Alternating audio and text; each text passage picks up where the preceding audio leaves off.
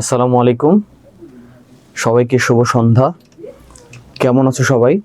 আশা করি সবাই বেশ ভালো আছো এবং এডু পরিবারের সাথে সংযুক্ত থাকার জন্য সবাইকে অসংখ্য ধন্যবাদ। আর শুরুতেই বলে নিচ্ছি যে আমাকে ঠিকমতো দেখা যাচ্ছে কিনা এবং শোনা যাচ্ছে কিনা তোমরা আমাকে একটু জানাও। আচ্ছা, যারা লিখছো, আচ্ছা লিহা, ওয়ালাইকুম আসসালাম, আমি ভালো আছি। লিহা, তুমি কেমন আছো? ওয়ালাইকুম আসসালাম। মিম, জুই, ওয়ালাইকুম আসসালাম, আমি ভালো আছি, তুমি কেমন আছো? সাদিয়া, ভালো আছি, ওয়ালাইকুম আসসালাম, তোমার কি অবস্থা? পড়াশোনা কেমন চলতেছে? মাহির, আমি ভালো আছি, তুমি কেমন আছো? রুবাইয়া, ওয়ালাইকুম আসসালাম, আমি আছি আলহামদুলিল্লাহ, তোমার কি অবস্থা? সিয়াম, আমি ভালো আছি। আচ্ছা, সবাই জয়েন করে ফেলছো। সামান্তা রয়, নমস্কার। নমস্কার সামান্তা, কেমন আছো? আমি ভালো আছি। আচ্ছা, এক্সাম চলছে তাই তো? ওকে, এক্সামের মধ্যে তুমি জয়েন করছো, অনেক ধন্যবাদ। ওয়াফি, ওয়ালাইকুম আসসালাম, আমি ভালো আছি। ওকে, তো চলো শুরু করি। সবাই জয়েন করে ফেলছো। রহমান, আলকেমিস্ট, ওয়াফি, ইনফিনিক্স, আচ্ছা, লাবণী, লিহা, জুই, মাহির, আশরাফ আলী, মিম, মুহি, তারপরে নুবান আলী, রুবাইয়া, সাব্বির আহমেদ, শফিকুল, সিয়াম, সকাল, খুব সুন্দর নাম, তাইম ইসলাম, ফারাবি, আচ্ছা, টুম্পা, হক, হক বানান এইচ ই, আচ্ছা, এক্সপেরিয়া 5, সাদিয়া, আচ্ছা, অনেকে জয়েন করে ফেলছো। ওয়াফি, কি ডিল ছিল? আমার তো মনে নাই, আমাকে একটু জানাও। ওয়াফি, ডিলের কথা তো মনে নাই আমার। তো চলো আমরা শুরু করি। হ্যাঁ, আমাকে যেহেতু ঠিক মতো দেখা যাচ্ছে এবং শোনা যাচ্ছে, তো আমরা চলো শুরু করি আজকে। হ্যাঁ, আমরা আজকে যেই লেকচারটা নেব সেটা হলো খুবই ইম্পর্ট্যান্ট একটা চ্যাপ্টার। আচ্ছা, আমি কি বলছিলাম লাস্টে? আপনি লাস্টে ক্লাস বলেছিলেন যে আমরা যদি একে প্রবলেম সলভ করি তাহলে আপনি আমাদের গান শোনাবেন। আচ্ছা আচ্ছা, ঠিক আছে ওয়াফি, আমি তোমাদেরকে আজকে গান শোনাবো ইনশাল্লাহ। স্যার, নয়েস আসছে। আচ্ছা, ক্লিয়ার কিনা একটু সাউন্ড আমাকে একটু বলো তো, শব্দ ক্লিয়ার কিনা আমাকে এটা একটু বলো, যে সবকিছু ঠিক আছে কিনা, ঠিক মতো শোনা যাচ্ছে কিনা আমাকে একটু বলো। ঠিক আছে। আচ্ছা, আজকে আমরা যে চ্যাপ্টারটা পড়বো সেই চ্যাপ্টারটা আমি আজকে একদম জাস্ট, যেহেতু আমাদের ফার্স্ট লেকচার আজকে, সেহেতু আমরা একদম চ্যাপ্টারটার ইম্পর্টেন্স কি। আচ্ছা, আমাকে দীক্ষিতা বলছো, ওয়ালাইকুম আসসালাম দীক্ষিতা। না না, বেশি লেট করে ফেলো নেই কেউ, আমরা শুরুই করি নাই, তোমাদের জন্য ওয়েট করছিলাম। আলকেমিস্ট, ওয়ালাইকুম আসসালাম। সোবান, ওয়ালাইকুম আসসালাম। লিয়া, চলো। ওকে, আমরা এখন যারা জয়েন করে ফেলছি, আমরা এখন আর কেউ কথা না বলি, আমরা একটু মনোযোগ দিই। হ্যাঁ, যেহেতু আমাদের চ্যাপ্টারটা বেশ ইম্পর্টেন্ট একটা চ্যাপ্টার। আজকে আমরা যে চ্যাপ্টারটা পড়বো, চ্যাপ্টারটা হলো 6 নম্বর চ্যাপ্টার, রাইট? তোমরা সবাই অলরেডি অবগত যে আজকে আমরা 6 নম্বর চ্যাপ্টার নিয়ে পড়বো। চ্যাপ্টারের নাম কি? মৌলের ধারণা ও রাসায়নিক গণনা। ঠিক আছে, মৌলের ধারণা ও রাসায়নিক গণনা, রাসায়নিক গণনা। আচ্ছা, আজকে আমরা এই চ্যাপ্টারের সম্যক সবকিছু নিয়ে আলোচনা করব, মানে কি কি ইম্পর্টেন্ট, কি কি চ্যাপ্টার থেকে সবসময় আসে, এবং তারপর আমরা লেকচারটা শুরু করব। ওকে, আচ্ছা, এই চ্যাপ্টারের যদি ইম্পর্টেন্ট টপিকের কথা বলি তাহলে হলো ইম্পর্টেন্ট টপিক ফার্স্টেই যেটা দেয়া আছে সেটা হলো আমাদেরকে অবশ্যই মোল সম্পর্কে ধারণা রাখতে হবে, এবং মোল রিলেটেড যে ম্যাথগুলো আছে সেই ম্যাথগুলো আমাদেরকে কমপ্লিট করতে হবে, সলভ করতে হবে। তো মোল রিলেটেড কিছু সূত্র আছে, সেগুলো আমরা একটু পরে দেখবো, যে মোলের সাথে আয়তনের সম্পর্কিত কিছু সূত্র আছে, তারপর তোমার সংখ্যা মানে অণুর সংখ্যা নির্ণয়ের রিলেটেড কিছু সূত্র আছে। ঠিক আছে, এরকম। আচ্ছা, গেল। এরপরে আমাদেরকে অবশ্যই সেকেন্ড যে টপিকটা ছিল সেটা ছিল অবশ্যই আমাদেরকে আণবিক ভর বের করা জানতে হবে। যদিও এই টপিকটা তোমরা ক্লাস 8-এই মোটামুটি ভাবে শিখছো, যে কিভাবে আসলে একটা অণুর বা একটা যৌগের আণবিক ভর বের করতে হয়। তারপরে তোমাদেরকে সেকেন্ড টপিকে এই টপিকটা দিছে যে আসলে অণুর আণবিক ভর কিভাবে বের করতে হয়। এটার পিছনে কারণ আছে যে এটা তোমাদেরকে কেন দেওয়া হয়েছে। কারণ হলো এই চ্যাপ্টার যেহেতু একটা ম্যাথমেটিক্যাল চ্যাপ্টার, এই চ্যাপ্টারের লাস্টে সবচেয়ে একটা ইম্পর্টেন্ট টপিক আছে, টপিকটা হলো লিমিটিং বিক্রিয়ক। তো লিমিটিং বিক্রিয়ক বের করতে গেলে তোমাকে অবশ্যই একটা পুরো বিক্রিয়ার, ঠিক আছে, মানে এক্সাক্ট যে ফর্ম বা যে স্ট্যান্ডার্ড ফর্ম এটা তোমাকে জানতে হবে এবং তোমাকে আণবিক ভরটা বের করা জানতে হবে। আদারওয়াইজ তুমি কোনোভাবে লিমিটিং রিঅ্যাক্ট্যান্টের বা লিমিটিং বিক্রিয়কের কোনোভাবে সলভ করতে পারবে না। তো সেকেন্ড টপিকটা হলো আমাদের আণবিক ভর বের করার, তাই তো, আণবিক ভর নির্ণয়। আণবিক ভর নির্ণয় এই ছিল আমাদের সেকেন্ড টপিকটা। থার্ড নাম্বারে যেটা আসছে সেটা হলো আমাদের গ্যাসের মোলার আয়তন। এটা অনেক ইম্পর্টেন্ট একটা চ্যাপ্টার, গ্যাসের টপিক আর কি, গ্যাসের মোলার আয়তন। এখানে আমাদের অনেকগুলো সূত্র আছে, ঠিক আছে, এসটিপি আছে, এসএটিপি আছে, গ্যাসের মোলার আয়তন। এরপরে ইম্পর্টেন্ট টপিক হলো শতকরা সংযুতি। শতকরা সংযুতি, শতকরা সংযুতি আমার সাথে সাথে তোমরা কিন্তু তুলবা, ঠিক আছে। শতকরা সংযুতি, স্থূল সংকেত এবং আণবিক সংকেত। স্থূল সংকেত ও আণবিক সংকেত তিনটা টপিক থেকেই মোটামুটি ভাবে প্রত্যেক বছর কোশ্চেন করে। আণবিক সংকেত এই গেল, ঠিক আছে। এরপরে যে টপিকটা ছিল কিভাবে আসলে একটা রাসায়নিক বিক্রিয়া লিখতে হয়, রাসায়নিক সমীকরণ লিখতে হয়, এই তো। আর এরপরে ইম্পর্টেন্ট টপিকের মধ্যে ছিল আমাদের লিমিটিং রিঅ্যাক্ট্যান্ট বা লিমিটিং বিক্রিয়ক, তাই তো। এই লিমিটিং বিক্রিয়কের পরে আরেকটা টপিক ছিল যে উৎপাদের শতকরা পরিমাণ নির্ণয়। উৎপাদের শতকরা পরিমাণ নির্ণয়, উৎপাদের শতকরা পরিমাণ নির্ণয়, এই তো। এই হলো আমাদের টোটাল ইম্পর্টেন্ট টপিকের কথা যদি বলি, এই চ্যাপ্টারের ইম্পর্টেন্ট টপিক। এক হলো মোল, তোমাকে মোলের সংজ্ঞাটা জানতে হবে এবং মোল রিলেটেড কিছু ম্যাথ তোমাকে পারতে হবে।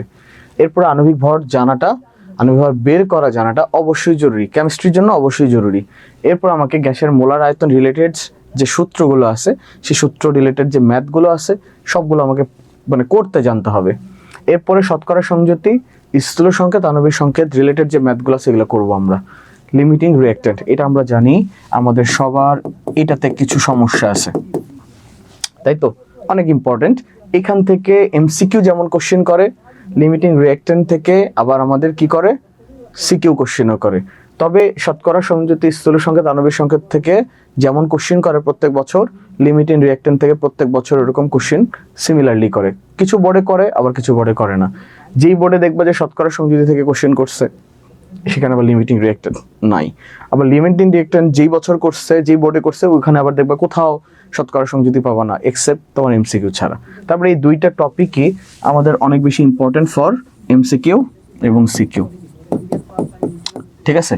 আর উৎপাদের শতকরা পরিমাণ নির্ণয় খুব রেয়ারলি আসে, বাট আসে, এটাও আমাদের বেশ একটা ইম্পর্টেন্ট টপিক, এটা আমাদের করা জানতে হবে। এই ছিল আমাদের হলো চ্যাপ্টারের যে ইম্পর্টেন্ট টপিকগুলো, ঠিক আছে। আই থিঙ্ক তোমরা বুঝতে পারছো যে আমাদের আসলে এই চ্যাপ্টার কি কি পড়তে হবে। তো চলো একদম চ্যাপ্টারের শুরু থেকে আমরা আলোচনা শুরু করি, ঠিক আছে। এখন ঘটনা হলো আমাদের রসায়নে আসলে বিশ্লেষণ হয় দুইভাবে। আমাদের রসায়নে রাসায়নিক বিশ্লেষণ হয় কয়ভাবে, রাসায়নিক বিশ্লেষণ হয় কয়ভাবে, এটা এমসিকিউর জন্য ইম্পর্টেন্ট, ঠিক আছে। রাসায়নিক বিশ্লেষণ হয় দুইভাবে, ওকে। কি বললাম, রাসায়নিক বিশ্লেষণ হয় দুইভাবে, মানে কেমিক্যাল তুমি যদি অ্যানালাইসিস করতে চাও তাহলে দুইভাবে করতে পারবা। একটা হলো গুণগত বিশ্লেষণ, একটা কি গুণগত বিশ্লেষণ, ওকে। আর আরেকটা কি পরিমাণগত বিশ্লেষণ, আরেকটা হলো তোমার পরিমাণগত বিশ্লেষণ। একটা হলো গুণগত বিশ্লেষণ আর একটা হলো পরিমাণগত বিশ্লেষণ। দেখো আমাদের কেমিস্ট্রি বইয়ের শুরুতেই লাইনটা লেখা আছে রাসায়নিক বিশ্লেষণ দুইভাবে সংগঠিত হয়।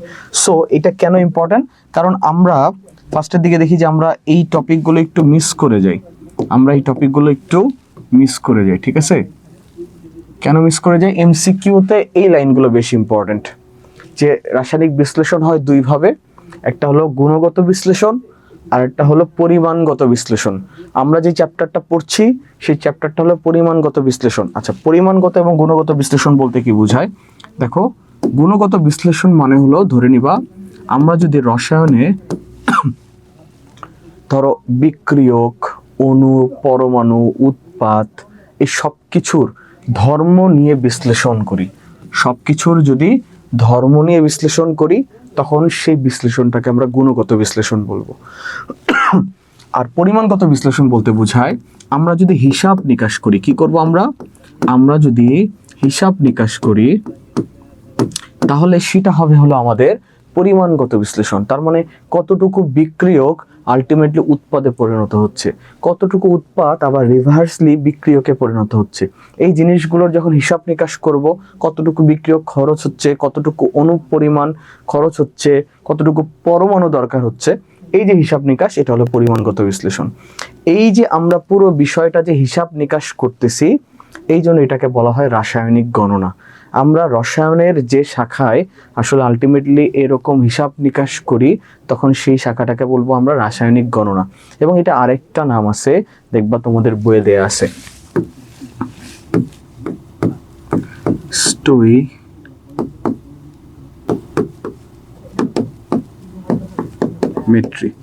স্টোইকিওমেট্রি তোমাদের বইয়ে দেখো এটা দেয়া আছে।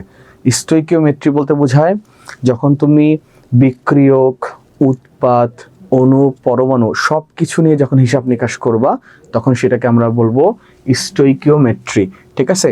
জাস্ট এই টার্মটা মনে রাখবা, কারণ এটা এমসিকিউতে আসে, যে আসলে যখন তুমি অণু, পরমাণু, বিক্রিয়ক, উৎপাদ এসব নিয়ে যখন রসায়নে হিসাব নিকাশ করো বা গণনা করো তখন তাকে কি বলে? তখন তাকে বলবো আমরা হলো স্টোইকিওমেট্রি, স্টোইকিওমেট্রি, ঠিক আছে? এতটুকু মনে রাখবা যে যেন আমাদের এমসিকিউতে আসলে আমরা যেন এটা পারি।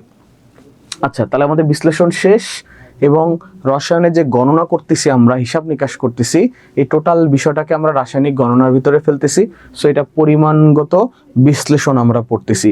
আর গুণগত বিশ্লেষণ বা ধর্ম রিলেটেড যা কিছু পড়বো আমাদের এইচএসসিতে আমাদের ফার্স্ট পার্টের সেকেন্ড যে চ্যাপ্টারটা সেখানে গুণগত রসায়ন আছে, তখন আমরা আবার সেখানে গিয়ে সেটা পড়বো। তো পরিমাণগত রসায়নে আমাদের প্রথম যে টপিকটা সেটা আছে হলো আমাদের মোল, ঠিক আছে? কি আছে? আমাদের মোল আছে। তো মোলের সংজ্ঞা আমাদের জানা দরকার, আদারওয়াইজ তো আমরা পারবো না, তাই তো? আচ্ছা দেখো, মোল জিনিসটা কি? ওকে, মোল জিনিসটা হলো আমরা যদি কোনো একটা পরমাণুর মধ্যে, কি বললাম, আমরা যদি কোনো একটা পরমাণুর মধ্যে একটা সংখ্যা দেখতে পাই, একটা সংখ্যা দেখতে পাই যে ওই পরমাণুটার মধ্যে ওই সংখ্যাটাই সবসময় থাকবে। ওকে, তাহলে দেখো কোনো পরমাণুর মধ্যে কি থাকবে? একটা সংখ্যা থাকবে। সেই সংখ্যাটাকে দেখো আমি খুব সংক্ষেপে বলতেছি, অ্যাভোগাড্রো। সংখ্যাটা কি থাকবে? অ্যাভোগাড্রোর সংখ্যা থাকবে। আচ্ছা, এখন এখানে একটা ঘটনা আছে। ঘটনাটা হলো, আমি শুধু কিন্তু ফার্স্টে দেখো পরমাণু লিখছি, আমি ফার্স্টে কি লিখছি? পরমাণু লিখছি। সবসময় মনে রাখবা শুধু পরমাণুর ক্ষেত্রে না, রসায়নে অণু, পরমাণু, আয়ন এবং ইলেকট্রন সব ক্ষেত্রে যদি অ্যাভোগাড্রোর সমান সংখ্যক ওই পরমাণু থাকে বা অণু থাকে বা আয়ন থাকে তখন তাকে আমরা বলবো এক মোল। তার মানে এখানে শুধু পরমাণু থাকবে না, এখানে তোমার পরমাণুর সাথে কারা কারা থাকবে? অণু থাকবে, ঠিক আছে? আমার আয়ন থাকবে, অণু থাকবে, আমার আয়ন থাকবে, এটা কিন্তু মনে রাখবা। তার মানে মোলের সংখ্যাটা হলো, যখন তুমি যদি পরমাণুর কথা বলো, যে এক মোল পরমাণু বলতে কি বোঝায়, তখন লিখবো যে ওই এক মোল পরমাণুর মধ্যে অ্যাভোগাড্রোর সমান সংখ্যক পরমাণু থাকে, ঠিক আছে? আচ্ছা, একটু কঠিন মনে হচ্ছে হয়তো তোমাকে, যে আমি যখন উদাহরণ দিব তখন বুঝতে পারবা। তার মানে সংখ্যায় আমরা কি কি লিখবো? অ্যাভোগাড্রোর সমান সংখ্যক অণু থাকতে পারবে, পরমাণু থাকতে পারবে অথবা আয়ন থাকতে পারবে। এই তিনটাই কিন্তু আমাদের এমসিকিউর জন্য অনেক ইম্পর্টেন্ট। আমরা শুধুমাত্র পরমাণুর কথাটা মনে থাকি, আমাদের অণুর কথাটাও মনে থাকে না, বা অণু পরমাণুর কথাটা মনে থাকে, কিন্তু আমাদের কোনোভাবে এই আয়নের কথাটা মনে থাকে না। সো আয়ন, অণু, পরমাণু, আমাদের এই তিনটার কথাই মনে রাখতে হবে, ঠিক আছে? তাহলে মোলের সংজ্ঞা হলো এটা আপাত দৃষ্টিতে, যে অ্যাভোগাড্রোর সমান সংখ্যক কি থাকবে? অণু থাকবে, পরমাণু থাকবে, আয়ন থাকবে। আচ্ছা, এই অ্যাভোগাড্রোর সংখ্যাটা কোথা থেকে আসছে বা কিভাবে আসছে দেখো, একটু দেখো। এই অ্যাভোগাড্রোর নাম্বারটা হলো, এটাকে আমরা কিভাবে লিখি? 6.023 লিখতে পারো ইন্টু 10⁻23, ঠিক আছে? এটা ছিল আমাদের হলো অ্যাভোগাড্রোর নাম্বার, রাইট? এটা ছিল আমাদের অ্যাভোগাড্রোর নাম্বার 6.023 ইন্টু 10⁻23। তার মানে 6-এর পরে আসলে আরো কয়টা শূন্য আছে? 23টা শূন্য আছে বা ছিল। এই তো, এটা হলো আমাদের অ্যাভোগাড্রোর নাম্বার, দিমিত্রি অ্যাভোগাড্রো। এই সংখ্যক কি কি থাকবে? পরমাণু থাকবে, অণু থাকবে, আয়ন থাকবে। কার মধ্যে? পরমাণুর কথা বলে পরমাণুর মধ্যে, অণুর কথা বলে অণুর মধ্যে, আয়নের কথা বলে আয়নের মধ্যে। আচ্ছা, এটা ছিল একটা সংজ্ঞা। আরো একটা সংজ্ঞা আছে মোলের, সে সংজ্ঞাটা দেখো, একটু মনে রাখো, যে যখন আমরা কোনো যৌগের আণবিক ভরকে, ঠিক আছে? আচ্ছা, শুধু যৌগ নাকি বলতেছি, আগে লিখো। কোন যৌগের আণবিক ভরকে যখন আমরা কোন এককে প্রকাশ করব? গ্রাম এককে প্রকাশ করব। কোন এককে? গ্রাম এককে প্রকাশ করব। দেখো, কোন যৌগের আণবিক ভরকে যখন আমরা গ্রাম এককে প্রকাশ করব, তখন তাকে আমরা কি বলবো? 1 মোল। আবার কোন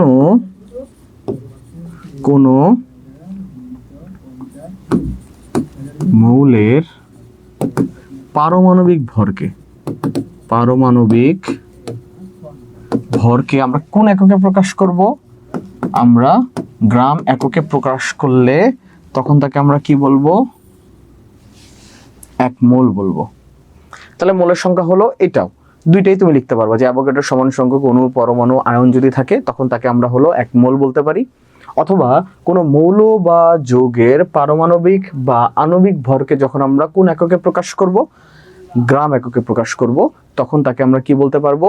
1 মোল বলতে পারবো। তার মানে ওভারঅল এই সবগুলোই ছিল আমার হলো 1 মোলের সংজ্ঞা, ঠিক আছে? তাহলে দুটা জিনিস মনে রাখতেছো, একটা হলো অ্যাভোগাড্রোর নাম্বার সংখ্যক কি থাকবে? অণু, পরমাণু, আয়ন থাকবে, তখন তাকে আমরা কি বলবো? 1 মোল বলবো। আচ্ছা, গেল। এরপরে যদি তুমি কারো, বিশেষ করে মৌলের যদি পারমাণবিক ভরটাকে গ্রাম এককে প্রকাশ করো, অথবা যৌগের ভরটাকে যদি গ্রাম এককে প্রকাশ করো, তখন তাকে আমরা কি বলবো? 1 মোল বলবো, ঠিক আছে? তো চলো আমরা একটু এক্সাম্পল দেখি। আচ্ছা, ধরো 1 মোল, এই বিষয়টা তো আমাদেরকে বুঝতে হবে, তাই তো? ধরো আমি তোমাদেরকে এর আগে বলছিলাম যে আমাদের পরমাণু কিছু মৌল আছে, hydrogen, oxygen, nitrogen, fluorine, chlorine, bromine, iodine. তো হাইড্রোজেন ধরো H2, তাই তো? তো H2 এটা তো 1 মোল। 1 মোল কিভাবে বুঝবো? কারণ এখানে হাইড্রোজেন আছে কয়টা? দুইটা মিলে কিন্তু সে একটা কি হাইড্রোজেন অণু গঠিত হয়েছে, রাইট? দুইটা হাইড্রোজেন পরমাণু মিলে 1 অণু হাইড্রোজেন গঠিত হয়েছে। আচ্ছা, তার মানে এখানে তার ভর কত? কারণ আমরা জানি হাইড্রোজেনের ভর হলো 1.008, রাইট? কয়টা আছে? 2টা। তার মানে আমি এখানে বলতে পারি 2 গ্রাম। বললাম 2 গ্রাম মানে কি? 1 মোল। 1 মোল পরে আসতেছি। 2 গ্রাম মানে হলো এখানে অ্যাভোগাড্রোর নাম্বার আছে এতটি, রাইট? তার মানে দেখো 6.023 ইন্টু 10⁻23 কি আছে? এটা যেহেতু আমরা 1 অণু হাইড্রোজেনের কথা বলতেছি, আমরা কি বলতেছি? 1 অণু হাইড্রোজেনের কথা বলতেছি, তাহলে এক অণু হাইড্রোজেনের ভর কত? 2 গ্রাম। এখানে কয়টা অণু বিদ্যমান? 6.023 ইন্টু 10⁻23টি কি বিদ্যমান? অণু বিদ্যমান। আমরা যেহেতু অণুর কথা বলতেছি, অণু বিদ্যমান, ঠিক আছে। 2 গ্রাম, এখানে এক অণুর কি ভর গ্রামে কিন্তু প্রকাশ করছি, আবার এখানে অ্যাভোগাড্রোতেও প্রকাশ করছি। তো আলটিমেটলি এটাকে আমরা কি বলতে পারি? এটাকে আমরা বলতে পারি না 1 মোল? বলতে পারি তো। তার মানে এক অণু হাইড্রোজেনের ভর যখন 2 গ্রাম, তখন তাকে আমরা 1 মোল বলতে পারি, ঠিক আছে। আবার এক অণু হাইড্রোজেনের মধ্যে যখন 6.023 ইন্টু 10⁻23টি অণু বিদ্যমান, তখন তাকেও কিন্তু আমরা 1 মোল বলতে পারি। তার মানে আমাদের হিসাবটা দুই ক্ষেত্রে মোটামুটি ভাবে ক্লিয়ার। এটা গ্রামেও যদি আমাদেরকে হিসাব করতে বলা হয়, তারপর আমরা ক্লিয়ার। আমাদেরকে যদি টি দিয়েও কোশ্চেন করে, সেটা অণু হতে পারে, পরমাণু হতে পারে, তখনও কিন্তু আমাদের হিসাবটা ক্লিয়ার। আচ্ছা, আমরা হাইড্রোজেন দিয়ে বুঝলাম, তো চলো আমরা অন্য কিছু দিয়ে বুঝি। আমরা হাইড্রোজেন, ধরো তোমাকে সোডিয়ামের কথা বললো, ঠিক আছে, একটি পরমাণু, তাই তো? এখানে কিন্তু একটা পরমাণু সোডিয়াম আছে, তো একটা পরমাণু আছে সোডিয়াম। তো সোডিয়াম এর ভর কত জানি আমরা? 23 গ্রাম। এখানে একটা পরমাণু আছে না সোডিয়াম, তো সোডিয়ামের ভর কত? 23 গ্রাম। আচ্ছা, এখানে আমার কয়টা পরমাণু বিদ্যমান? 6.023 পরমাণু বিদ্যমান, রাইট? কয়টা পরমাণু বিদ্যমান? এখানে 6.023 ইন্টু 10⁻23টি পরমাণু বিদ্যমান। তার মানে আমি দেখো এখানে বলতে পারি না যে 23 গ্রাম সোডিয়াম মানে হলো 1 মোল, আবার 6.023 ইন্টু 10⁻23টি পরমাণু মানে হলো 1 মোল। আমি তো দুইটাই বলতে পারি চাইলে, রাইট? আমি চাইলে এটাও বলতে পারি, আমি চাইলে এটাও বলতে পারি। দুই ক্ষেত্রেই আমার আলটিমেটলি সমস্যার সমাধান, ঠিক আছে। তো আরেকটা জিনিস দেখি, চলো আমরা আগে উদাহরণগুলো দেখি একবার, তাহলে আমাদের জন্য ম্যাথ করতে সুবিধা হবে। ধরো ক্যালসিয়ামের কথা বললাম, ক্যালসিয়ামের কথা বললাম। আচ্ছা, ক্যালসিয়ামের পারমাণবিক ভর কত? 40 গ্রাম। ক্যালসিয়ামের পারমাণবিক ভর কত? 40 গ্রাম। এই 40 গ্রামের মধ্যে কি আছে? 6.023 ইন্টু 10⁻23টি কি আছে? যেহেতু ওইখানে ক্যালসিয়াম পরমাণু, এতটি পরমাণু বিদ্যমান। একটি ক্যালসিয়ামের মধ্যে কয়টা পরমাণু আছে? 6.023 ইন্টু 10⁻23টি পরমাণু বিদ্যমান। তার মানে এই যে গ্রামেও প্রকাশ করে ফেলছি, তখনও তাকে আমি 1 মোল বলতে পারি। আমি অ্যাভোগাড্রোতে প্রকাশ করে ফেলছি, তখন তাকে আমরা 1 মোল বলতে পারি, ঠিক আছে। তাহলে ওভারঅল বিষয়টা কি বুঝলাম? যে মোল আসলে বিষয়টা হলো একটা প্রকাশের মাধ্যম। কি কি প্রকাশ করা যেতে পারে? দুইটা ওয়েতে প্রকাশ করা যেতে পারে। একটা হলো গ্রাম এককে প্রকাশ করা যেতে পারে, আর একটা হলো অ্যাভোগাড্রোর সংখ্যা দিয়ে প্রকাশ করা যেতে পারে। তার মানে আলটিমেটলি কি বুঝলাম? মোল কি? মোল হলো একটা প্রকাশের মাধ্যম। ওকে ওকে, আচ্ছা শোনা যাচ্ছে কিনা আমাকে? ক্লিয়ার? ওকে, ভেরি গুড, এই পর্যন্ত ক্লিয়ার। ওকে, তো চলো আমরা এখান থেকে একটা ছোটখাটো ম্যাথ করি। যেহেতু এই টপিক থেকে আমরা প্রত্যেকটা টপিকে, যেসব টপিকে ম্যাথ থাকবে সেই টপিকগুলোতে আমরা একটু একটু করে প্র্যাকটিস করবো, ম্যাথ করবো। ওকে, আচ্ছা, অ্যাভোগাড্রোর সংখ্যা সম্পর্কে মোটামুটি ভাবে আমাদের ধারণা কমপ্লিট, যে অ্যাভোগাড্রে তোমাদের 6.023 ইন্টু 10⁻23টি কি অণু থাকতে পারে, পরমাণু থাকতে পারে, আবার আয়নও থাকতে পারে। আবার গ্রামের যে বিষয়টা মোলের, সেটা মোটামুটি ভাবে আমরা ক্লিয়ার, কারণ আমাদের এই ক্ষেত্রে আণবিক ভর বা পারমাণবিক ভরটা আমাদের জানতে হচ্ছে। তো চলো, তোমাকে ধরো একটা কোশ্চেন করছে যে 10 গ্রাম H2 তে কয়টি অণু বিদ্যমান? কয়টি অণু বিদ্যমান, ঠিক আছে। আচ্ছা দেখো, 10 গ্রাম H2O, তার মানে 10 গ্রাম পানিতে আসলে কয়টা অণু বিদ্যমান? 10 গ্রাম পানিতে কয়টা আমাদের অণু বিদ্যমান? তো সবার প্রথমে আমার কাজ কি? কাজ হলো আমার যে এই যে যৌগটা দেয়া আছে, আমার যে যৌগটা দেয়া আছে, এই যৌগের আসলে আণবিক ভরটা বের করা, রাইট? ওটা মানে তো 1 মোল, রাইট? আচ্ছা, ধরো সাইডে আমরা H2 এর আণবিক ভর কত জানি 18। যারা জানো না বা বের করতে পারো না তারা শিখো আস্তে আস্তে। এখানে হাইড্রোজেন আছে 1 × 2 যোগ অক্সিজেন কয়টা আছে একটা, অক্সিজেনের পারমাণবিক ভর কত 16। ঠিক আছে, তার মানে টোটাল হলো, আমি এখানে গ্রাম এককে প্রকাশ করলে 18 গ্রাম। আমার কিসের সাথে কি তুলনা করতে বলছে, গ্রাম দিয়ে কয়টা, বুঝো ভালো করে, গ্রাম দিয়ে কয়টা। দেখো 18 গ্রাম মানে হলো 1 মোল, আর 1 মোল মানে হলো 6.023 × 10⁻23। তার মানে 18 গ্রাম পানিতে অণু আছে কয়টা, 6.023 × 10⁻23। ঠিক আছে, তো চলো আমরা এখানে সলভ করি। 18 গ্রাম H2O তে অণু বিদ্যমান আছে কয়টা, অ্যাভোগাড্রোর নাম্বার কত, 6.023 × 10⁻23, রাইট। তো আমরা এই যে ছোটবেলায় যে ঐকিক নিয়ম করতাম, ঐকিক নিয়মের মতো 1 গ্রামে কত, চাইলে তোমরা একসাথে করে ফেলতে পারো ডিরেক্ট, 10 গ্রামে কত। H2O তে অনুবিদ্যমান 6 যেহেতু 1 গ্রাম 18 গ্রামের থেকে অবশ্যই কম, সো ভাগ হবে 6.023 × 10⁻23 ডিভাইডেড বাই 18। ঠিক আছে, এতটি যেহেতু। আর কত চাইছে, 10 গ্রাম। 10 গ্রাম H2O তে আসলে কয়টা অণু বিদ্যমান, এটা আমরা ইজিলি এখন ক্যালকুলেট করে বের করতে পারবো। 6.023 × 10⁻23 × 10 ডিভাইডেড বাই 18। আমাকে সবাই এতটি অণু বিদ্যমান।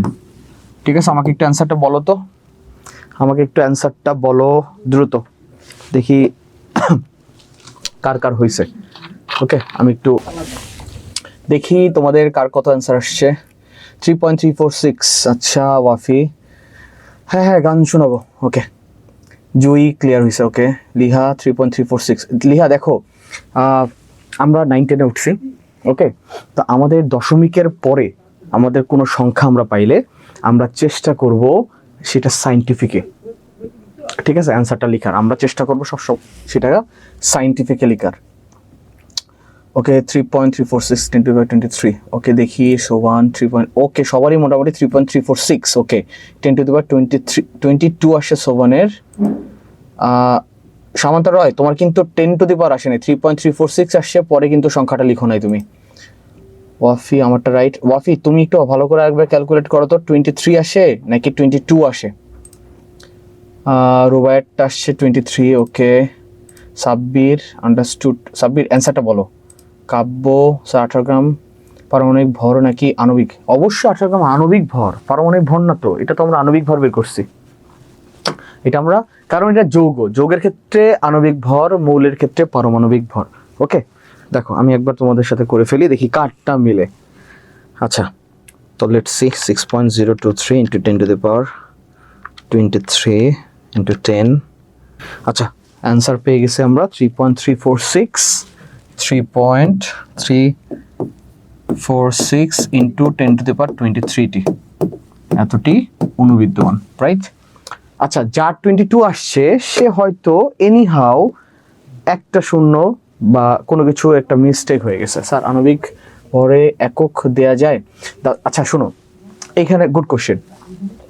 পারমাণবিক ভর, আণবিক ভর, এই সংখ্যাগুলো হলো আপেক্ষিক। দেখো আমরা আপেক্ষিক, আমরা যে এই যে ধরো হাইড্রোজেনের যে 2, ঠিক আছে, H2 এর যে তোমার হলো 2 আমরা ভর ধরি, অক্সিজেনের যে 16, এগুলো কিন্তু আপেক্ষিক পারমাণবিক ভর ছিল। আমরা H2 এর আপেক্ষিক আণবিক ভর বের করছি। এখন ঘটনা হলো, আমি যদি এই আণবিক ভরটাকে আমি কোন এককে প্রকাশ করব, আমি যদি গ্রাম এককে প্রকাশ করি, যখন আমি গ্রাম এককে প্রকাশ করব তখন আসলে আমি এটাকে আলটিমেটলি কি লিখতে পারবো, এটাকে আমি 1 মোল লিখতে পারবো। এই 1 মোলে আসলে অ্যাভোগাড্রোর নাম্বার সংখ্যা কি থাকতে পারবে, অণু থাকতে পারবে, পরমাণু থাকতে পারবে। এটা হলো যখন আমি মোলের সংজ্ঞাটা এক্সপ্রেস করতে চাচ্ছি তখন কিন্তু আমাকে গ্রাম এককে প্রকাশ করতে হচ্ছে। আর আদারওয়াইজ আপেক্ষিক পারমাণবিক ভরের কোনো একক থাকে না, কারণ আপেক্ষিক পারমাণবিক ভর বের করার আমাদের সূত্র কি ছিল, 3 নম্বর চ্যাপ্টারে উপরে ছিল পরমাণুর একটি পরমাণুর ভর, আর নিচে ছিল কার্বন 12 আইসোটোপের 1/12 অংশের ভর, তার মানে উপরে ছিল ধর একটা পরমাণুর ভর এককে ছিল গ্রাম একক, আর নিচে আইসোটোপের যে সংখ্যাটা ছিল সেখানে ভর কত ছিল 1.66 ইন্টু 10^24 গ্রাম। তো দুইটাই যখন তুমি কাটাকাটি করতেছো গ্রাম একক কাটাকাটি চলে যাচ্ছে, তো আলটিমেটলি আপেক্ষিক পারমাণবিক ভরের কোনো একক থাকে না। এক্সেপশনাল আমরা যখন এই মোল এককে প্রকাশ করতে যাচ্ছি, সংজ্ঞাই ছিল যখন তুমি পারমাণবিক ভরকে গ্রাম এককে প্রকাশ করতে চাও অথবা আণবিক ভরকে যখন গ্রাম এককে প্রকাশ করতে চাও বা যাও, তখন তাকে আমরা 1 মোল বলতে পারবো। আর 1 মোল বলতে গেলেই তোমাকে সেখানে অ্যাভোগাড্রোর নাম্বারটা আসলে ইনক্লুড হয়ে যায়। সো এই জায়গায় যখন আমরা আণবিক ভরটা বের করব, তখন আসলে এখানে আমরা এই গ্রাম এককটা লিখব। কারণ আমি গ্রাম একক প্রকাশ করি, তো তখন তাকে আমি কি বলতেছি যে আসলে এটা হলো কি মোল। ওকে, এই পর্যন্ত আই থিঙ্ক কাব্য ক্লিয়ার। মহি ঠিক আছে, তোমার অ্যান্সার। ওয়াফি আমারটা হয়েছে স্যার হিসাবের সুবিধার্থে। হ্যাঁ হয়েছে। মিম তোমারটা 22 কেন আসছে আমি এটা এখনো বুঝতেছি না, তুমি আরেকবার ক্লিয়ার করো তো। লিহা, হ্যাঁ লিহাটা ঠিক আছে। মাহির ক্লিয়ার, রুবাইয়া ক্লিয়ার, কাব্য ওকে, সামন্তা রয়, ইয়েস সামন্তা তোমারটাও ঠিক আছে। ওয়াফি ওকে। তো চলো এবার তোমরা আমি আরেকটা ম্যাথ করি, তারপর তোমরা আরেকটা করবা। হ্যাঁ আমরা যে এখন দেখো অনুর ব্যাপারটা ক্লিয়ার, আমরা একটু অন্য টাইপের একটা ম্যাথ করি, ঠিক আছে। দেখো তোমাকে ধরো একটা কোশ্চেন করলো যে 10টি ক্যালসিয়াম কার্বনেট অণুতে কত মোল ক্যালসিয়াম কার্বনেট আছে। ঠিক আছে, কি বললাম? 10টি ক্যালসিয়াম কার্বনেট অণুতে কত মোল ক্যালসিয়াম কার্বনেট আছে। দেখো এখানে কার সাথে কার সম্পর্ক, এখানে সম্পর্কটা হলো টি এর সাথে মোলের সম্পর্ক। কার সাথে কার? এই যে টি এর সাথে এই মোলের সম্পর্ক। আমাদের এই সম্পর্কটা আমরা যখন বুঝবো, দেখো আমাদের সম্পর্ক কিন্তু 3টা পড়ছি। আমাদের মোল ছিল, মোলের সাথে কার সম্পর্ক পড়ছি? আমরা গ্রামের সম্পর্ক পড়ছি। মোলের সাথে আমরা টি এর সম্পর্ক পড়ছি, রাইট? তো আমাদের দেখো এখানে টি এর সাথে মোলের সম্পর্ক বের করতে বলছে। সো সবার ফার্স্টে আমার কাজ কি? আমার কাজ হলো ক্যালসিয়াম কার্বনেট, এইটার রাসায়নিক নাম হলো কি? চুনাপাথর, মানে আরেকটা নাম, ব্যবহৃত নাম চুনাপাথর। এই চুনাপাথরের আমার কি করতে হবে? আণবিক ভর বের করতে হবে। আমরা ক্যালসিয়াম কত জানি? 40 প্লাস কার্বনের পারমাণবিক ভর কত? 12 যোগ এখানে অক্সিজেনের পারমাণবিক ভর কত? 16। এখানে অক্সিজেন আছে কয়টা? 3টা, তার মানে 16 গুণন 3, তাহলে 40 যোগ 12, 3 16 কত? 3 16 হলো 48, 48 আর 12 হলো 60, 60 আর 100, 60 আর 40 হলো 100। তো 100 গ্রাম আমি যখন গ্রামে প্রকাশ করে ফেলছি, তখন তাকে আমি এখানে লিখতেই পারি এটা হলো 1 মোল। লিখতে পারি না? 1 মোল। তার মানে দেখো 100 গ্রাম 1 মোল। 1 মোল মানে কত? 6.023 ইন্টু 10^23 টি অনুবিদ্যমান। তো আমাকে কোশ্চেন বলছে টি থেকে মোলে প্রকাশ করো, তার মানে আমি এখন লিখতে পারি 6.023 ইন্টু 10^23 টি ক্যালসিয়াম কার্বনেট অণুতে আসলে হলো 1 মোল আছে। একটাতে কত আর 10টাতে কত? আমি লিখতে পারি না এখন। দেখো 6.023 ইন্টু 10^23 টি ক্যালসিয়াম কার্বনেট অণুতে বিদ্যমান, আমি লিখতে পারি না 1 মোল? লিখতে পারি তো, ঠিক আছে। বাংলায় তোমরা লিখবা 1 মোল। ওকে, অতএব একটাতে ডেফিনেটলি কি থাকবে? কম থাকবে। তাহলে 1/6.023 ইন্টু 10^23 মোল। কত বের করতে বলছে তোমাকে? 10টি। তাহলে 10টি ক্যালসিয়াম কার্বন অণুতে বিদ্যমান আছে হলো 1 গুণন 10 ডিভাইডেড বাই 6.023 ইন্টু 10^23। এখানে কি হবে? একক মোল। চলো তো বের করি আমরা কত আসে। উপরে থাকতেছে হলো 10, নিচে থাকতেছে হলো 6.023 ইন্টু 10^23। আচ্ছা আমি অ্যান্সারটা বলতেছি না, দেখি কার সাথে মিলে। অ্যান্সারটা আমাকে বলো তো। আচ্ছা মিম, হ্যাঁ মিম আগেরটা হয়েছে। সিয়াম ক্লিয়ার, ওকে সিয়াম আমি ভালো আছি, তোমার সাথে মনে হয় কথা হইলো, এর আগে মেসেজ দেখি নাই। ক্লিয়ার, আমাকে একটু অ্যান্সারটা বলো সবাই, আমাকে একটু অ্যান্সারটা বলে লিখি। তোমরা যারা যেটা ভুল করতেছো, আমি যেটা দেখলাম তোমরা একটা জিনিস খুব বেশি ভুল করতেছো, সেটা হলো যে আমাদের অ্যান্সার আসছে 1.660, 1.66 ইন্টু 10 টু দি পাওয়ার। এরপরে তোমরা ম্যাক্সিমাম ভুল করছো, যে এখানে আমাদের অ্যান্সার আছে কিন্তু -23। এটা কিন্তু অনেক বেশি ইম্পর্টেন্ট, কারণ তুমি অ্যান্সারটা যদি এটা না লিখো তাহলে কিন্তু ভুল যাবে। তো আমাদের কত মোল আসছে answer? 1.66 into 10 to the power -23 মোল। তার মানে 10টি ক্যালসিয়াম কার্বনেট অণুতে আসলে এত মোল বিদ্যমান থাকে। আই থিঙ্ক তোমরা বুঝছো। আমাদের আরেকটা ইম্পর্টেন্ট ম্যাথ আছে, সেটা আমাদের একটু করতে হবে। আচ্ছা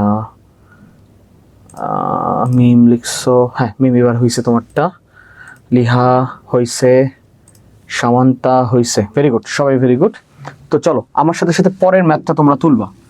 ওকে, এটা কিন্তু অনেক ইম্পর্টেন্ট একটা ম্যাথ। দেখো আমাদের অণু রিলেটেড হয়েছে, আমাদের মোল রিলেটেডও হলো, আমরা কিন্তু এখন পর্যন্ত পরমাণু করি নাই, ঠিক আছে? তো চলো আমরা পরমাণু করি। তোমাকে ধরো কোশ্চেন করছে যে 15 গ্রাম H2SO4 অণুতে কতটি, দেখো পরমাণু বিদ্যমান, কতটি পরমাণু বিদ্যমান, কতটি পরমাণু বিদ্যমান। ওকে, কোশ্চেনটা ভালো করে বুঝো। দেখো 10 গ্রাম H2SO4 এ অণুতে কতটি পরমাণু বিদ্যমান, এই জায়গাটাই সবচেয়ে ইম্পর্টেন্ট, ঠিক আছে? অনেক বেশি ইম্পর্টেন্ট। এখানে কিন্তু যদি অণু বলতো যে আসলে 15 গ্রাম সালফিউরিক অ্যাসিডের অণুতে কতটা অণু আছে, আমাদের কোনো হেডেক ছিল না, আমরা জাস্ট নর্মাল যেভাবে ম্যাথ করলাম সেভাবে করছি। কিন্তু আমাদের এখানে বলে ফেলছে পরমাণু, সো আমাদের এটা নিয়ে একটু চিন্তা করতে হবে। তো আমাদের সবার ফার্স্টে কাজ কি? আমাদের সবার ফার্স্টে কাজ হলো আমাদের সালফিউরিক অ্যাসিডের আসলে কি বের করতে হবে, আণবিক ভরটা বের করে ফেলতে হবে। তো আমরা করে ফেলি। আমরা যদিও মুখস্থ জানি অনেকেই যে সালফিউরিক অ্যাসিডের আসলে আণবিক ভর হলো 98। তো তারপরে চলো আমরা বের করি। এখানে হাইড্রোজেন আছে 2, 1 to 2। আমরা জানি সালফারের এই পারমাণবিক ভর কত? 32। সালফারের পারমাণবিক ভর কত? 32। আচ্ছা, অক্সিজেন আমরা জানি যে পারমাণবিক ভর হলো 16। এখানে কয়টা আছে অক্সিজেন? 4টা, তাহলে 16 গুণন 4। ওকে, দেখো 2 যোগ 32 যোগ 4 16 কত জানি আমরা? 4 16 64, ঠিক আছে? 64 আর 32 হয় 96, 96 আর 2 যোগ করলে হয় 98। এই যে দেখো আমি 98 গ্রাম লিখে ফেলছি যখন, তখন সেটা 1 মোল হয়ে গেছে।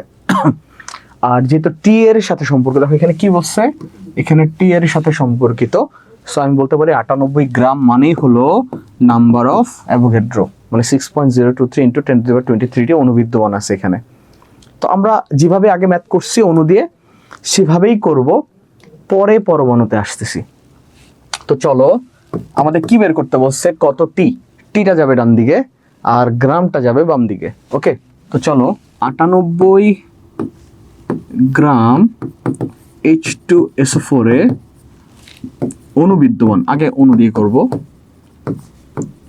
অণু বিদ্যমান কয়টা? ঠিক আছে, 6.023 ইন্টু 10 টু দি পাওয়ার 23টি। ওকে, এই পর্যন্ত আমরা সবাই জানি, বুঝছি। অতএব 1 গ্রাম সালফিউরিক অ্যাসিডের অণুতে বিদ্যমান থাকবে ডেফিনেটলি কম।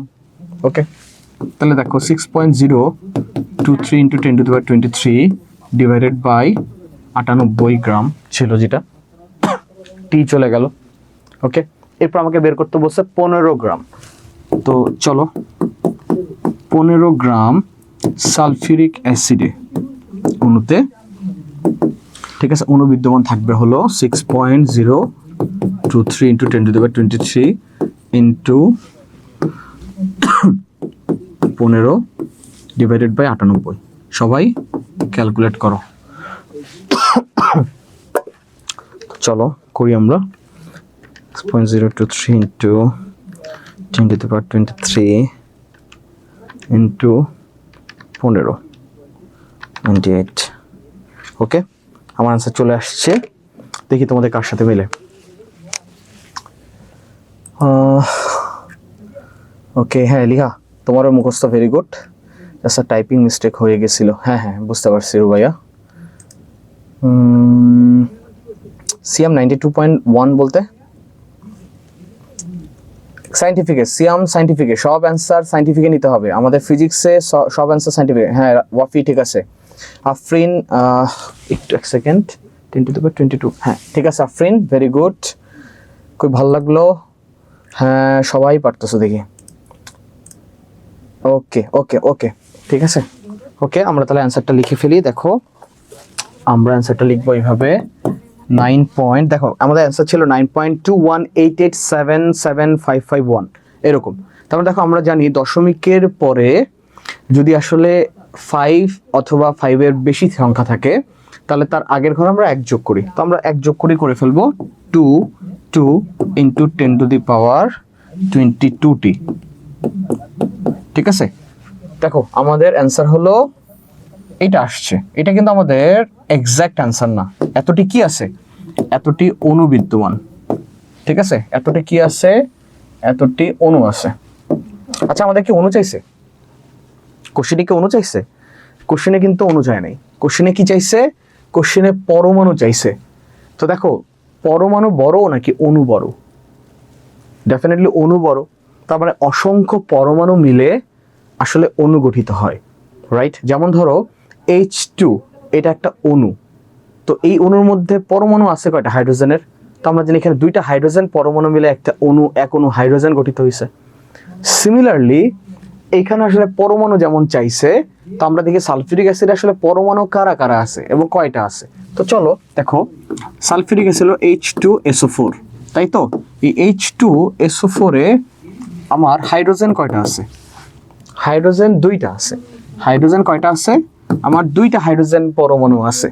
ওকে, সালফার, সালফার আসলে কয়টা, মানে এই যে সালফার কয়টা আছে H2SO4 এ? সালফার আছে একটা, ঠিক আছে। অক্সিজেন কয়টা আছে? দেখো সালফিউরিক অ্যাসিডে অক্সিজেন আছে 4টা, অক্সিজেন কয়টা আছে? 4টা। তো টোটাল হিসাব করো তো, টোটাল কয়টা পরমাণু আছে? 4 2 6 1 7, 7টা পরমাণু নিয়ে সালফিউরিক অ্যাসিডের একটা অণু গঠিত হয়েছে। হাইড্রোজেন যেখানে 2টা আছে, সালফার একটা আছে, অক্সিজেন 4টা আছে। তা আমি তোমাকে কোশ্চেন করছি যে সালফিউরিক অ্যাসিডে আমি যদি 15 গ্রাম তোমাকে দেয়া হয় সেখানে আসলে কয়টা পরমাণু থাকবে? তো আমি অণু পাইছি, এই অণুর সাথে আমি কি গুণ করে দেব? আমি অণুর সাথে এই যে 7 সংখ্যাটা গুণ করে দিব, তাহলে কি পাবো? পরমাণু, টোটাল পরমাণু পাবো। ভালো করে বুঝো, দেখো এখান থেকে প্রত্যেক বছর বিভিন্ন বোর্ডে কোশ্চেন করে, ঠিক আছে। আমি তোমাকে বলছি সালফিউরিক অ্যাসিডের টোটাল পরমাণু সংখ্যা কত। আমি তোমাকে হাইড্রোজেন আলাদা করে বলি নাই, আমি তোমাকে অক্সিজেন আলাদা করে বলি নাই, আমি তোমাকে সালফার আলাদা করে বলি নাই, আমি তোমাকে সালফিউরিক অ্যাসিড টোটালটার পরমাণু জানতে চাইছি। তো টোটালটার মধ্যে পরমাণু আছে টোটাল 7টা, হাইড্রোজেন তার মধ্যে 2টা, সালফার একটা, অক্সিজেন আছে 4টা। তো আমি যদি এখানে 7 গুণ করে দেই, আমি কি করব? 9.22 ×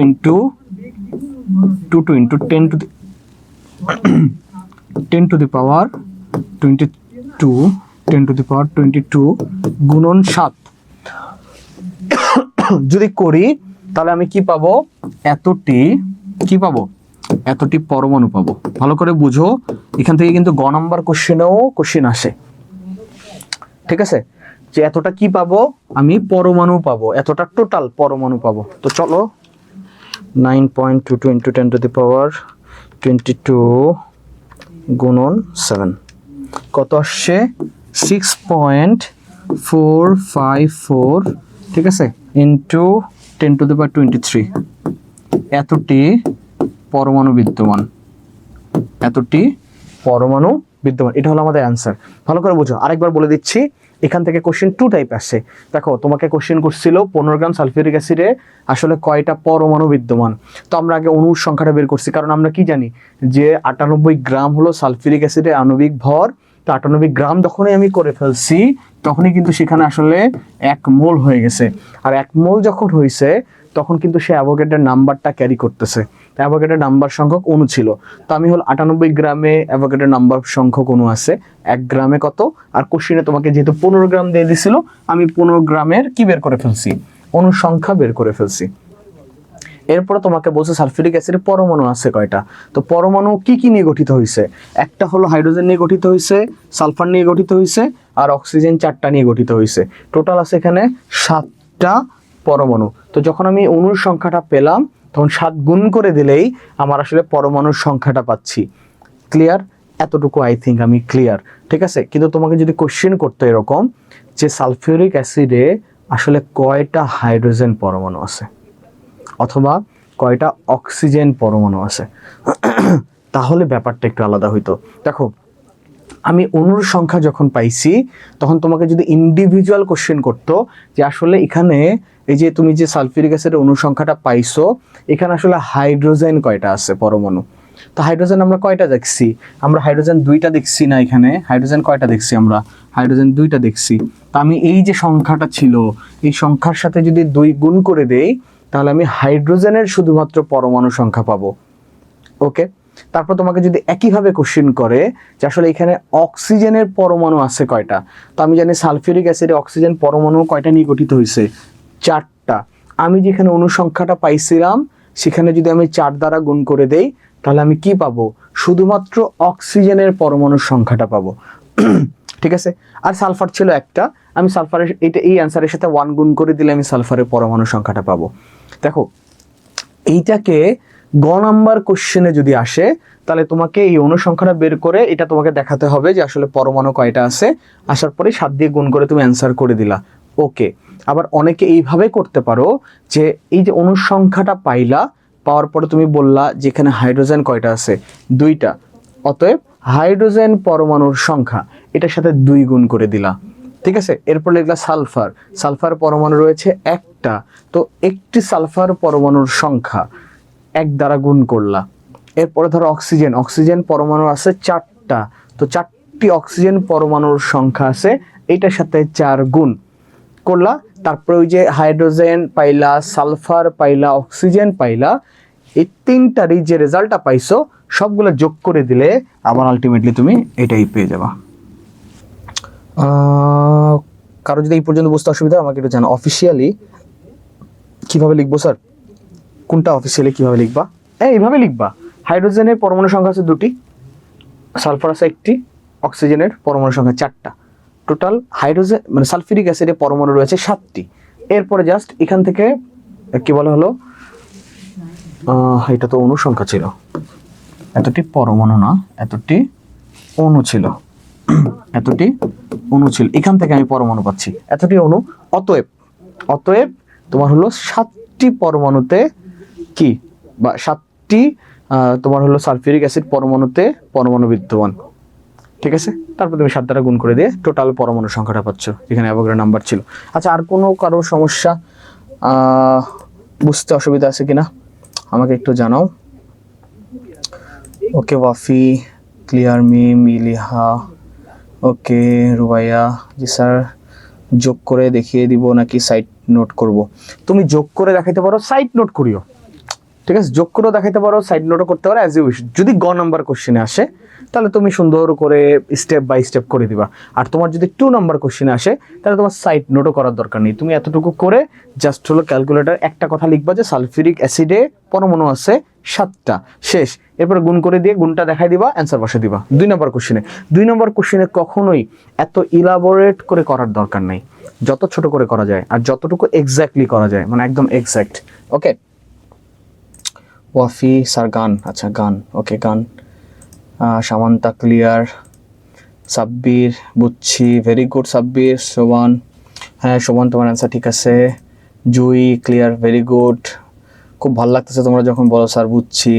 ওকে Nowshin, okay Sakal Sarkar, okay Rubaiya, okay understand, Nuban Ali clear, okay very good, Mim very good,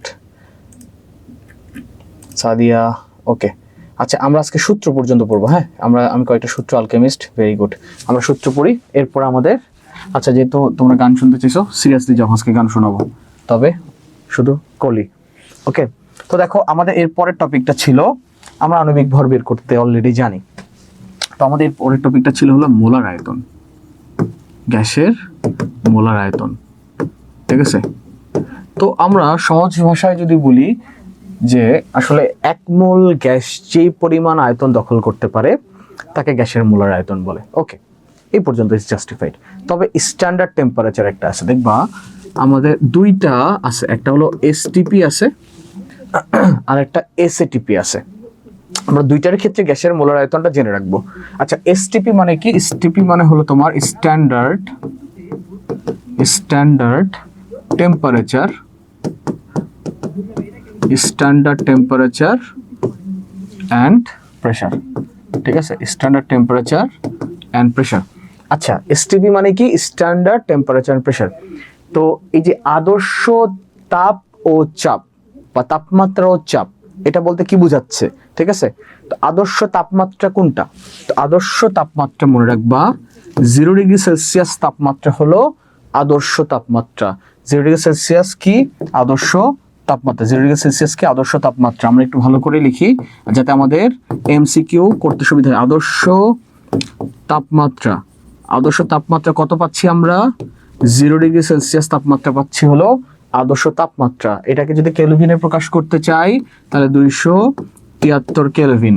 ওকে, তো চাপ কোনটা তাহলে? আদর্শ চাপের মান কত? আদর্শ চাপের মান হলো মনে রাখবা 1 অ্যাটমসফিয়ার, 1 অ্যাটমসফিয়ার অথবা 101 325 প্যাসকেল। প্যাসকেলকে আমরা জানি যে চাপের একক বলা হয়। দুইটাই মনে রাখতে পারো, আমরা অত কিছু মনে রাখবো না। আমরা 0 ডিগ্রি সেলসিয়াস তাপমাত্রা মনে রাখবো, ঠিক আছে, এবং 1 অ্যাটমসফিয়ার। এই দুটাকে একত্রে কি বলবো আমরা? একত্রে বলবো হলো স্ট্যান্ডার্ড টেম্পারেচার অ্যান্ড প্রেশার। তার মানে আদর্শ তাপমাত্রা ও চাপ। তো আদর্শ তাপমাত্রা ও চাপে এক মোল গ্যাসের বা কোনো গ্যাসের আসলে মোলার আয়তন হলো কত? মনে রাখবা, গ্যাসের মোলার আয়তন হলো, মুখস্থ যেন থাকে, মোলার আয়তন 22.4 লিটার। 22.4 লিটার, এতটুকু মনে থাকবে। দেখো, এসটিপি মানে কি? Standard temperature and pressure. তো আদর্শ তাপমাত্রা ও চাপ কাকে বলতেছি? 0 ডিগ্রি সেলসিয়াস তাপমাত্রাকে বলতেছি আদর্শ তাপমাত্রা। চাপ কোনটাকে বলতেছি? 1 অ্যাটমসফিয়ার। ঠিক আছে, এবং গ্যাসের মোলার আয়তন কত পাচ্ছি আমরা? 22.4 লিটার। ওকে, আরেকটা যেহেতু আছে, তো ওটাকেও আমাদের একটু জেনে রাখা দরকার, কারণ আমি কিছু কিছু ক্যাডেট কলেজে দেখছি সেইটা দিয়ে কোশ্চেন করে। ঠিক আছে, আমরা আর 5-7 মিনিট সময় নিব, তাইলেই আমাদের শেষ। তারপর যাও, তোমাদেরকে আমি 2 লাইন গান শোনাবো আজকে। ওকে, খুশি? আচ্ছা দেখো, আরেকটা আছে হলো তোমার এসএটিপি। আরেকটা কি আছে? এসএটিপি। আচ্ছা, এসএটিপি এইটার আসলে ব্যাপারটা কি? এটা হলো স্ট্যান্ডার্ড, আমার সাথে সাথে একটু বই লিখে নিতে পারো, standard ambient temperature and pressure. ঠিক আছে, এটা কিন্তু আমাদের বইয়ে লেখা নাই, কিন্তু কিছু কিছু ক্যাডেট কলেজে এইটা থেকে কোশ্চেন করছে। আচ্ছা, কেন কোশ্চেন করছে আমি তোমাকে ব্যাখ্যা দিচ্ছি। দেখো, এসএটিপি এর ফুল ফর্ম কি? Standard ambient temperature and pressure. Okay, আচ্ছা, এখানে তাহলে আদর্শ তাপমাত্রাটা কত এটা আমার জানা লাগবে। এখানে আমার আদর্শ তাপমাত্রা হলো, মনে রাখবা, খুব ভালো করে মনে রাখবা, 25 ডিগ্রি সেলসিয়াস, বা আমরা কত লিখতে পারি? 273 এর সাথে 25 যোগ করলে কত হয়? 98 কেলভিন। 298 কেলভিন। ঠিক আছে, এই হলো আদর্শ তাপমাত্রা, হলো 25 ডিগ্রি সেলসিয়াস। চাপ কত? চাপ 1 অ্যাটমসফিয়ারই থাকবে, চাপ হলো 1 এটিএম চাপ। আচ্ছা, এখন আমি তোমাকে বলতে পারি, আবার আমাকে কোশ্চেন করতে পারো যে আসলে স্যার এইখানে আসলে এসএটিপি থেকে আসলে কোশ্চেনটা কেন করবে? আমাদের এসএটিপি থেকে আসলে স্যার কেন কোশ্চেন করবে? দেখো, আমাদের একটা এমসিকিউ সবসময় করে, সেটা আসলে কক্ষ তাপমাত্রা কত বা রুম টেম্পারেচার কত। দেখো কি বললাম, আমাদের রুম টেম্পারেচার, আমাকে কোশ্চেন এমসিকিউতে কত করবে যে কক্ষ তাপমাত্রা কত, কক্ষ তাপমাত্রা বা এটাকে আমরা বলি হলো রুম টেম্পারেচার, রুম টেম্পারেচার, ঠিক আছে, কক্ষ তাপমাত্রা বা রুম টেম্পারেচার। সো এই জায়গা থেকে কোশ্চেনটা আসলে হলো অ্যান্সারের যেটা যে কক্ষ তাপমাত্রা বা রুম টেম্পারেচার কত পাচ্ছি আমরা জানি 25°C তাপমাত্রা। এই 25°C তাপমাত্রাকে কি বলবো আমরা, রুম টেম্পারেচার বলবো অথবা কক্ষ তাপমাত্রা বলবো, ঠিক আছে। এই জায়গা থেকে কিন্তু একটা এমসিকিউ করে, তো যেহেতু আমাদের কক্ষ তাপমাত্রা বা রুম টেম্পারেচারটা লাগে, জানা লাগে, সো এই জায়গা থেকে তোমাকে কোশ্চেন করতেই পারে যে আসলে এসএটিপিতে যে কোনো ক্ষেত্রে আসলে তোমার যে গ্যাসের মোলার আয়তন কত। তো এই জায়গায় আমরা তাহলে গ্যাসের মোলার আয়তনটা মনে রাখবো, গ্যাসের মোলার আয়তন কত হবে একটু বইয়ে বা নোট করে রাখবো। ওখানে ছিল 22.4 লিটার, এখানে হবে 24.789 লিটার, 789 লিটার, ঠিক আছে। এটা এতটুকু আমরা একটু মনে রাখবো যে দেখো এসটিপি হলো স্ট্যান্ডার্ড টেম্পারেচার এন্ড প্রেসার, সেখানে তাপমাত্রা বা টেম্পারেচারটা কত 0°C, প্রেসারটা কত 1 অ্যাটমসফিয়ার এবং আয়তনটা কত 22.4 লিটার। আচ্ছা গেল, এসএটিপি হলো standard ambient temperature and pressure, এখানে আসলে তাপমাত্রাটা কত হবে কক্ষ তাপমাত্রা বা রুম টেম্পারেচার কতটুকু 25°C এবং চাপ কতটুকু হবে 1 ATM চাপ এবং গ্যাসের মোলার আয়তন কত হবে 24.789 লিটার, ঠিক আছে। আমরা আই থিঙ্ক এই পর্যন্ত সবাই বুঝতে পারছি। সো আমরা আজকে লাস্ট টপিকটা জাস্ট সূত্রগুলো দেখব। আমাদের এখানে মোলার সাথে কিছু সম্পর্কিত সূত্র আছে, সেই সূত্রগুলো আমরা একটু দেখি, চলো। দেখো এন জানি আমরা হলো মোল সংখ্যা, জাস্ট এক লাইনে আমাদের সূত্র শেষ হয়ে যাবে। তো দেখো মোলের সাথে ভর রিলেটেড একটা সূত্র আছে, সূত্রটা কি W বাই বড় হাতের M, ঠিক আছে, W বাই বড় হাতের M। আচ্ছা W কে কি বলে, W কে বলে হলো দ্রবে ব্যবহৃত ভর, ঠিক আছে, বা দ্রবের ভর, আমরা এতটুকু লিখতে পারি দ্রবের ভর, ঠিক আছে, দ্রবের ভর এতটুকু বলতে পারি, ওকে। আর বড় হাতের M মানে আমরা কি জানি যে আণবিক ভর, এতটুকু আমরা জানি, কি ভর আণবিক ভর, এতটুকু আমরা জানি, ওকে। আর একটা সূত্র আছে N সমান সমান বড় হাতের N divided by number of Avogadro. তো N মানে কি অণুর সংখ্যা, N মানে কি অণুর সংখ্যা, তোমাকে অণুর সংখ্যা বের করতে বলবে, N মানে কি অণুর সংখ্যা, আর নাম্বার অফ A বলতে বোঝায় অ্যাভোগাড্রোর সংখ্যা, অ্যাভোগাড্রোর সংখ্যা, অ্যাভোগাড্রোর সংখ্যা আমরা অলরেডি মুখস্থ করে ফেলছি, সবার মুখস্থ হয়ে গেছে, এখান থেকে এমসিকিউ করে। অ্যাভোগাড্রোর সংখ্যা কত 6.023 × 10⁻23, ওকে। এই পর্যন্ত আমাদের কমপ্লিট। আর আমাদের ভর রিলেটেড হইছে, আমাদের অণুর সংখ্যা রিলেটেড হইছে, তাহলে আমাদের হলো ভলিউম বা আয়তন রিলেটেড আছে। তো ভি ডিভাইডেড বাই কত পেলাম গ্যাসের মোলার আয়তন 22.4 লিটার। দেখো এই ভি মানে হলো ভলিউম, মনে রাখবা আমাদের আয়তন কিন্তু ক্যালকুলেট করতে হবে কি এককে, লিটার এককে, কারণ কি আমরা জানি 22.4 লিটারে আমরা করতেছি, সো আয়তনটা কোন এককে আমাদের বের করতে হবে লিটারে, তোমাকে মিলিলিটার দিয়ে দিবে, সেটাকে লিটারে কনভার্ট করতে হবে, করে তারপর তুমি ম্যাথটা করবা। সো আমাদের এই সূত্রগুলো সবার জন্য আগামী দিন মুখস্থ থাকে যে N সমান সমান W বাই বড় হাতের M, N সমান সমান N divided by number of A মানে অ্যাভোগাড্রোর নাম্বার, N সমান সমান volume divided by 22.4 litre, okay. এই পর্যন্ত আমাদের আজকের লেকচারটা থাকবে। স্যার একটু নিচে নামান, এটা নিচে নামাবো, মানে উপরের কোনো কিছু তুমি দেখবা, ওকে। ওয়েট, হ্যাঁ ঠিক আছে, আই থিঙ্ক ক্লিয়ার হলে দেখতে পাবা, একটু বড় করে। আচ্ছা তোমরা অনেকে গান শুনতে চাইছিল, সো আজকে বাড়ি কাজ দিচ্ছি না, আগামী দিন কিন্তু আমি এই সামনের যতটুকু করছি, সো সেকেন্ড নাম্বার ম্যাথটা একটু দেখাবেন, সেকেন্ড নাম্বার ম্যাথ। আচ্ছা আমি উঠাচ্ছি, দাঁড়াও, ওকে ক্লিয়ার, কারো কোনো সমস্যা নাই, সাদিয়া ওকে, মাহির ওকে, আর কারো কোনো সমস্যা এই পর্যন্ত, কারো কোনো সমস্যা আমাকে একটু জানো এই পর্যন্ত কারো কোনো কিছু বুঝতে অসুবিধা হয়েছে কিনা। Okay clear, okay full clear, Liha clear, okay very good. খুব ভালো লাগে তোমরা যখন সব কিছু বুঝতে পারো। Mohona clear, okay very good. Mohona, Sakal clear, Sadia no problem, all clear sir, very good. খুব ভালো লাগে, সত্যি খুব ভালো লাগে। Rubaiya clear, okay. যেহেতু ওয়াফি আমাকে শুরু থেকে বলছে স্যার গান শুনুন, যদিও আমার ভয়েস আজকে একটু বসে গেছে, তারপর আমি তোমাদের উদ্দেশ্যে দুটো লাইন গান শোনাবো, তারপরে আমরা বিদায় নিব। ওকে 1 মিনিট গান শুনবো, এরপরে আমরা তোমরা যারা যেই গান পারো এরপরে ক্লাসে আমরা সেই দিন আমরা গান শুনবো। স্যার আমি মেয়ে নাকি ছেলে বলেন তো? ওয়াফি আমি তো মনে করি তুমি ছেলে। আচ্ছা, আমার অনেকদিন আগের একটা গান পছন্দের ছিল, তো সেটা একটু শোনাই। ওকে তোমরা Habiba Sadia Wafi, oh sorry Wafi, I am extremely sorry. আচ্ছা ওকে দেখো,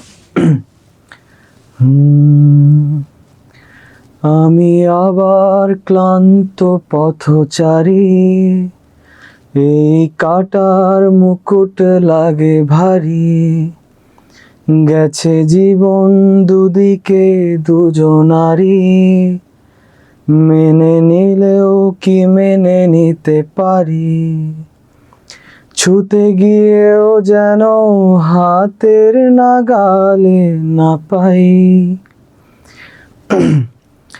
এভাবে হেরে যাই যেই ঘুরে তাকাই, কেমন যেন আলাদা আলাদা সব আলগা থেকে তাই খসে পড়েছি প্রায়, কেমন যেন আলাদা আলাদা সব।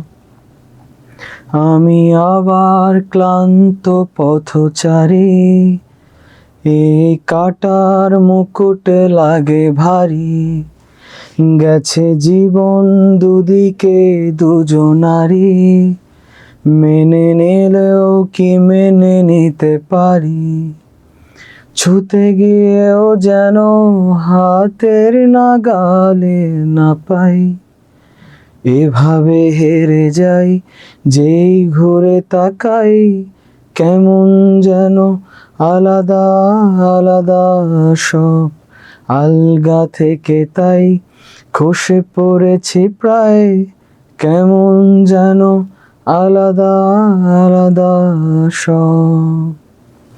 থ্যাংক ইউ, জানি না কেমন লাগছে। ওকে সাদিয়া থ্যাংক ইউ। সবাই ছেলে ভেবে মাশাল্লাহ। আচ্ছা ওয়াফি তোমাকে আসলে আমিও ছেলে ভাবছিলাম।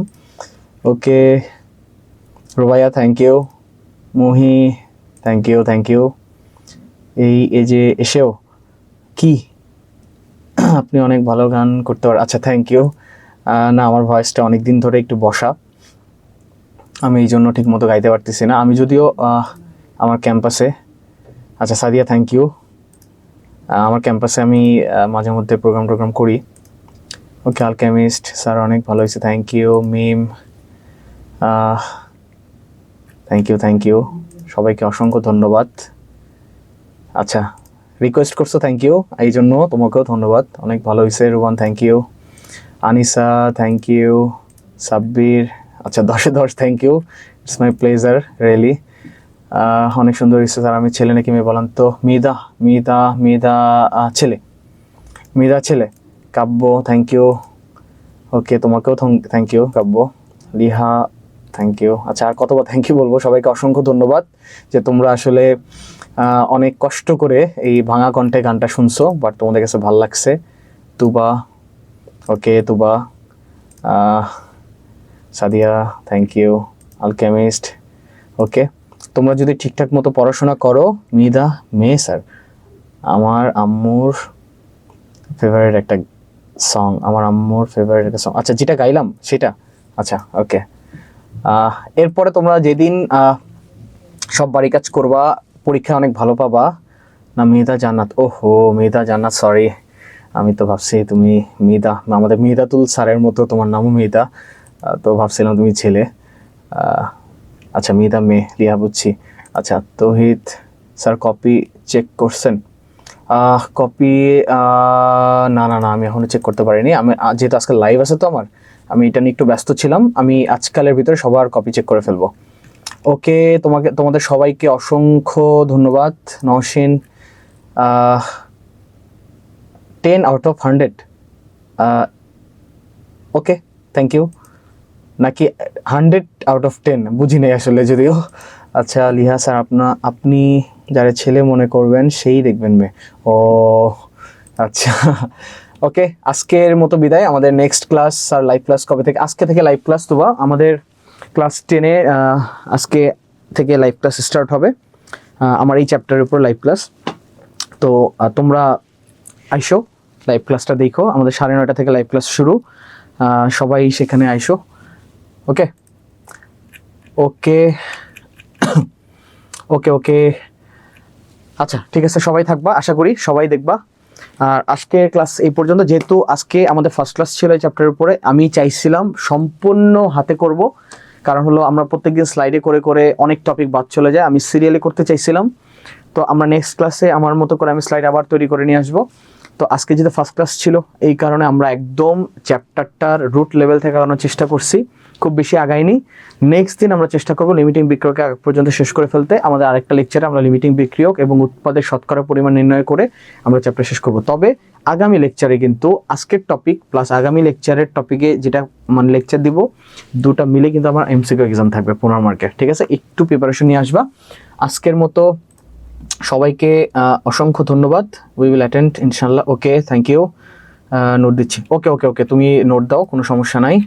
ফিডব্যাক, হ্যাঁ definitely Wafi, I will definitely give you feedback. Okay, আজকের মতো বিদায়। খোদাহাফেজ, শুভরাত্রি। আগামী ক্লাসে ইনশাল্লাহ তোমাদের সাথে দেখা হবে। আর এডু পরিবারের সাথে থাকার জন্য তোমাদেরকে অসংখ্য ধন্যবাদ। যে কোনো সমস্যায় আমাদের হটলাইন নাম্বারে যোগাযোগ করবা, হোয়াটসঅ্যাপ নাম্বারে যোগাযোগ করবা। আর একটা কথা, যে তোমাদের যে বন্ধু বান্ধব আছে তোমাদের আশেপাশে, তাদের সাথে আমাদের এডু পরিবার নিয়ে কথা বলবা, আমাদেরকে নিয়ে কথা বলবা।